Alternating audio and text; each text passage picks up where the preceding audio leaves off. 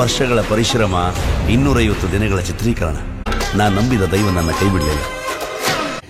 ರಿಷಬ್ ಶೆಟ್ಟಿ ಅವರು ಕಾಂತಾರದ ನಂತರ ಈಗ ಕಾಂತಾರ 1 ಮಾಡ್ತಾ ಇದ್ದಾರೆ. ಅದು ಬಿಟ್ರೆ ಕನ್ನಡದಲ್ಲಿ ಯಾವ ಚಿತ್ರಗಳು ಬರ್ತಾ ಇಲ್ಲ. ತೆಲುಗು, ಹಿಂದಿಯಲ್ಲಿ ಚಿತ್ರಗಳು ಬರ್ತಾ ಇದೆ. ಒಂದು ಕಡೆ ಹನುಮಾನ್ ಚಿತ್ರ ಬರ್ತಾ ಇದೆ ಅಂತ ಹೇಳಲಾಗ್ತಾ ಇದೆ. ಜೊತೆಗೆ ಶಿವಾಜಿ ಬರ್ತಾ ಇದೆ. ಶ್ರೀಕೃಷ್ಣ ದೇವರಾಯ ಚಿತ್ರ ಕೂಡ ಬರಲಿದೆ ಅಂತ ಹೇಳಲಾಗ್ತಾ ಇದೆ. ಅದರ ಜೊತೆ ಇನ್ನೊಂದು ತೆಲುಗು ಮೂವಿ ಕೂಡ ಅವರು ಒಪ್ಕೊಂಡಿದ್ದಾರೆ. ಈ ಚಿತ್ರದ ನಿರ್ದೇಶಕರು ಅಶ್ವಿನಿ ಗಂಗರಾಜ್ ಅವರು. ಅಶ್ವಿನಿ ಗಂಗರಾಜ್ ಅವರು ಆಕಾಶವಾಣಿ ಅಂತ ಒಂದು ಚಿತ್ರ ಮಾಡಿದ್ರು ತೆಲುಗಲ್ಲಿ. ಇವರು ರಾಜಮೌಳಿ ಅವರ ಶಿಷ್ಯ. ಅವರ ಕೈ ಕೆಳಗಡೆ ಡೈರೆಕ್ಷನ್ ಡಿಪಾರ್ಟ್ಮೆಂಟ್ ಅಲ್ಲಿ ಕೆಲಸ ಮಾಡಿದವರು. ಹಾಗಾಗಿ ಈಗ ಈ ಚಿತ್ರಕ್ಕೂ ಕೂಡ ನಿರೀಕ್ಷೆಗಳು ಜಾಸ್ತಿ ಇದೆ. ರಿಷಬ್ ಶೆಟ್ಟಿ ಅವರು ಒಂದರ ಹಿಂದಂತೆ ಮತ್ತೊಂದು ಬೇರೆ ಭಾಷೆಯ ಸಿನಿಮಾಗಳು ಒಪ್ಕೊಳ್ತಾ ಇದ್ದಾರೆ. ಯಶ್ ತರ ಇವರು ಕೂಡ ಪ್ಯಾನ್ ಇಂಡಿಯಾ ಮೂವಿ ಮಾಡ್ತಾ ಇದ್ದಾರೆ. ಕನ್ನಡಕ್ಕೆ ಸಿಗೋದು ಕಷ್ಟ ಅಂತ ಹೇಳಲಾಗ್ತಾ ಇದೆ. ಯಾಕಂದ್ರೆ ಈಗಾಗಲೇ ಒಪ್ಕೊಂಡ ಸಿನಿಮಾಗಳನ್ನು ಮುಗಿಸಬೇಕಾದ್ರೆ 3-4 ವರ್ಷ ಬೇಕು. ಆಗ ಇನ್ನೊಂದಷ್ಟು ಪ್ರಾಜೆಕ್ಟ್ಗಳು ಭಾರತದ ಬೇರೆ ಭಾಷೆಗಳಲ್ಲಿ ಸಿಗಬಹುದು ಅನ್ಸುತ್ತೆ. ಕನ್ನಡಕ್ಕೆ ಅವರು ಕಾಂತಾರ ಒಂದೇ ಸದ್ಯಕ್ಕಿರುವ ಪ್ರಾಜೆಕ್ಟ್ ಅಂತ ಕಂಡು ಬರುತ್ತೆ. ನಾನಾ ಕನಸಿನ ಬೆನ್ನತ್ತಕ್ಕೆ ಶುರು ಮಾಡಿದಾಗ ಸಾವಿರಾರು ಜನ ನನ್ನ ಬೆನ್ನಿಗೆ. ಕನ್ನಡದ ಶ್ರೀಲೀಲಾ ಅವರು ಈಗ ಬೇರೆ ಭಾಷೆಗಳಲ್ಲಿ ಬ್ಯುಸಿ ಆಗಿದ್ದಾರೆ. ಹಲವು ತಮಿಳು, ತೆಲುಗು ಜೊತೆ ಹಿಂದಿ ಸಿನಿಮಾಗಳಲ್ಲಿ ಕೂಡ ನಟಿಸ್ತಾ ಇದ್ದಾರೆ. ಹಿಂದಿ ಸಿನಿಮಾದಲ್ಲಿ ಅವರಿಗೆ ದೊಡ್ಡ ಏನು ಡಿಮಾಂಡ್ ಏನು ಇರಲಿಲ್ಲ. ಆದರೆ ಸದ್ಯಕ್ಕೆ ಅವರಿಗೀಗ 2 ಸಿನಿಮಾಗಳು ಅವರು ಒಪ್ಕೊಂಡಿದ್ದಾರೆ.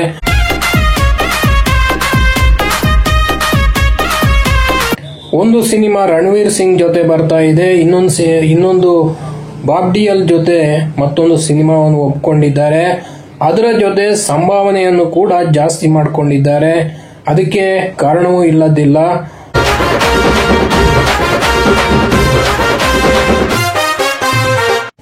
ಮೊನ್ನೆ ಜನಾರ್ದನ ರೆಡ್ಡಿ ಅವರ ಮಗ ಕಿರೀಟಿ ಅಭಿನಯದ ಜೂನಿಯರ್ ಸಿನಿಮಾ ಒಂದೊಳ್ಳೆ ಗೆಲುವನ್ನು ಕೂಡ ತಂದುಕೊಟ್ಟಿದೆ. ಹಾಗಾಗಿ ಅವರಿಗೆ ಅವಕಾಶಗಳು ಕೂಡ ಬೇರೆ ಭಾಷೆಯಿಂದಲೂ ಬರ್ತಾ ಇದೆ.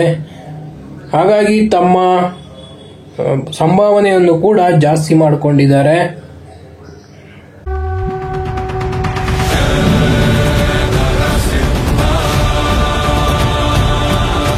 ಮಹಾವತಾರಂ ನರಸಿಂಹ ಚಿತ್ರ ಅನಿಮೇಷನ್ ಮೂಲಕ ಈಗ ತೆರೆಗೆ ಬಂದಿದೆ. ಅಶ್ವಿನಿ ಅವರು ನಿರ್ದೇಶನ ಮಾಡಿದ್ದಾರೆ. ಒಂಬಾಳೆ ಸಿನಿಮಾದವರು ನಿರ್ಮಾಣ ಮಾಡಿದ್ದಾರೆ.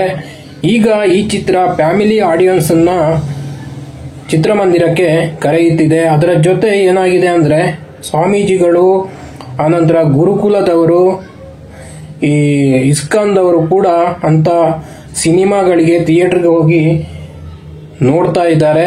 ಇದು ಒಂದು ಒಳ್ಳೆ ಬೆಳವಣಿಗೆ ಅಂತ ಹೇಳ್ಬಹುದು. ತುಂಬಾ ಜನ ಫ್ಯಾಮಿಲಿ ಜೊತೆ ಮಕ್ಕಳನ್ನು ಕೂಡ ಕರೆದುಕೊಂಡು ಹೋಗ್ತಾ ಇದ್ದಾರೆ. ಸುಮಾರು 4 ದಿನದಲ್ಲೇ ಈ ಸಿನಿಮಾ 30 ಕೋಟಿಯನ್ನು ಗಳಿಸಿದೆ. ಅಂದ್ರೆ ಭಾರತೀಯ ಭಾಷೆಯಲ್ಲಿ, ಅಂದ್ರೆ ಹಲವು ಭಾಷೆಯಲ್ಲಿ, ಸುಮಾರು 5 ಭಾಷೆಯಲ್ಲಿ ಸಿನಿಮಾ ಬಿಡುಗಡೆಯಾಗಿದೆ. ಪ್ರಾರಂಭದಲ್ಲಿ ಅಷ್ಟೇನು ಇದರ ವೈಬ್ ಇರಲಿಲ್ಲ. ಬರ್ತಾ ಬರ್ತಾ ಇದರ ವಿಮರ್ಶೆಗಳು, ಆನಂತರ ನೋಡಿದವರ ಅಭಿಪ್ರಾಯಗಳಿಂದಾಗಿ ಚಿತ್ರ ದಿನದಿಂದ ದಿನಕ್ಕೆ ಥಿಯೇಟರ್ಗಳನ್ನು ಕೂಡ ಜಾಸ್ತಿ ಮಾಡ್ತಾ ಇದೆ. ಇದರ ಮಧ್ಯದಲ್ಲಿ ಕನ್ನಡ ಚಿತ್ರ ನಿಮಗೆ ಗೊತ್ತೇ ಇದೆ, ಸೂ ಅಂಡ್ ಸೋ, ಅದು ಕೂಡ ದೊಡ್ಡ ಭರ್ಜರಿಯಾಗಿ ಕಲೆಕ್ಷನ್ ಮಾಡಿದೆ. ಅದರ ಜೊತೆನೇ ಇದು ಬಿಡುಗಡೆಯಾಗಿದೆ. ಸ್ವಲ್ಪ ಹೆಚ್ಚು ಕಡಿಮೆ ಆ ಕಡೆ ಈ ಕಡೆ ದಿನದಲ್ಲಿ ಬಿಡುಗಡೆಯಾಗಿದೆ. ದೊಡ್ಡ ಮಟ್ಟಿನ ಪ್ರದರ್ಶನಗಳು ಕಾಣ್ತಾ ಇದೆ. ಫ್ಯಾಮಿಲಿ ಆಡಿಯನ್ಸ್ ಜಾಸ್ತಿ ಬರ್ತಾ ಇದ್ದಾರೆ. ಅಂದ್ರೆ ಮಕ್ಕಳಿಗೆ ತೋರಿಸಿ ಅಂತ ನೋಡಿದವರು ಹೇಳ್ತಾ ಇದ್ದಾರೆ. ನಮಗೆ ಡಾಕ್ಟರ್ ರಾಜ್ಕುಮಾರ್ ಮತ್ತು ಪುನೀತ್ ರಾಜ್ಕುಮಾರ್ ಅಭಿನಯದ ಭಕ್ತ ಪ್ರಹ್ಲಾದ ಚಿತ್ರ ನೋಡಿದ್ದೀವಿ ನಾವು. ಅದರ ಸಂಭಾಷಣೆಗಳು, ನಿರ್ದೇಶನ, ಹಾಡುಗಳು ಎಲ್ಲ ಚೆನ್ನಾಗಿತ್ತು, ನಟನೆ ಕೂಡ. ಅದರ ನೋಡಿದವರಿಗೆ ಇದರ ಒಂದು ನೋಡಬೇಕು ಅಂತ ಅನ್ಸಿದ್ರಲ್ಲಿ ತಪ್ಪಿಲ್ಲ. ಯಾಕಂದ್ರೆ ಇದನ್ನು ಅನಿಮೇಷನ್ ಮೂಲಕ ಮಾಡಿದ್ದಾರೆ, ತುಂಬಾ ಚೆನ್ನಾಗಿ ಮಾಡಿದ್ದಾರೆ. ಹಾಗಾಗಿ ಇದರ ವೈಬು ಜಾಸ್ತಿನೇ ಇದೆ. ಮ್ಯೂಸಿಕ್ ಕೂಡ ಚೆನ್ನಾಗಿ ಮಾಡಿದ್ದಾರೆ. ಹಾಗಾಗಿ ಮೇನ್ ಪಾತ್ರಗಳತ್ತ ಚೆನ್ನಾಗೇ ಫೋಕಸ್ ಮಾಡಿದ್ದಾರೆ. ಹಾಗಾಗಿ ದಿನದಿಂದ ದಿನಕ್ಕೆ ಮಹಾವತಾರಂ ನರಸಿಂಹ ದೊಡ್ಡ ಮಟ್ಟಿನ ಯಶಸ್ಸನ್ನು ಕೂಡ ಗಳಿಸ್ತಾ ಇದೆ. ಮಾತ್ರ ಸೀಮಿತವಾಗಿಲ್ಲ, ವಿಷಯ ವರ್ಚಸ್ಸಿನದ್ದು. ನೀವು ಈ ಸಿನಿಮಾ ನೋಡಿದ್ರೆ ಖಂಡಿತ ಕಮೆಂಟ್ ಮಾಡಿ. ಮತ್ತೆ ಇನ್ನೊಂದು ವಿಡಿಯೋದೊಂದಿಗೆ ಸಿಗೋಣ. ನಮಸ್ಕಾರ. ಚಾನಲ್ ನೋಡ್ತಾ ಇರಿ, ಸಬ್ಸ್ಕ್ರೈಬ್ ಮಾಡಿ, ಶೇರ್ ಮಾಡಿ, ಲೈಕ್ ಮಾಡಿ. Thank you.